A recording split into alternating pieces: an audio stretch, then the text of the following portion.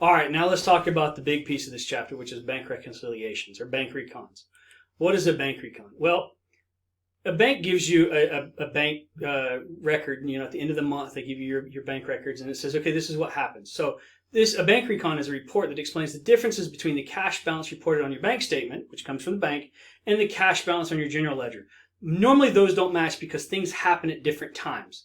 And so the whole point of this is to make those things match, to make sure we have everything recorded we needed to, and the bank has everything recorded they need to. So it's a very important process. We do this once a month.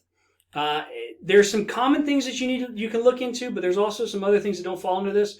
But it's a pretty, I'm not going to say straightforward process in doing this, but if you understand how they work and the questions to ask yourself, it does make things a lot easier. And I'm going to go through that on the next video with you on how to kind of go through these conceptually to make them make sense. But here's just some common factors that can cause bank statements that differ from the book balance. One is going to be outstanding checks. Outstanding checks are checks that you as a business wrote and you sent them off to pay a bill.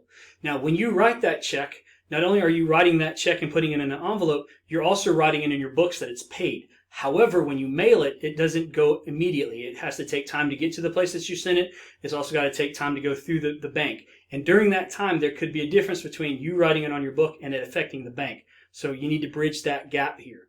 Another one, kind of going in the same direction as outstanding checks, but from the other side, is deposits in transit. Sometimes when you deposit checks, when you get a check, you write it in your book that you have the cash, but you haven't deposited in the bank yet.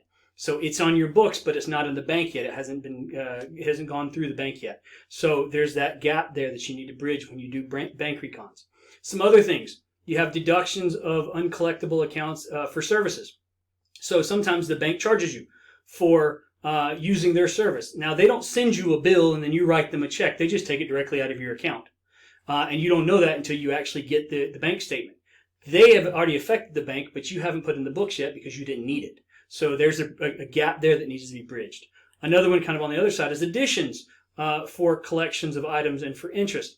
Sometimes the bank collects things for you that your customers sent to them directly. Now, you didn't know your customers did that, so you can't put it in your book yet until you find out about it in the bank statement. So again, another gap that needs to be bridged.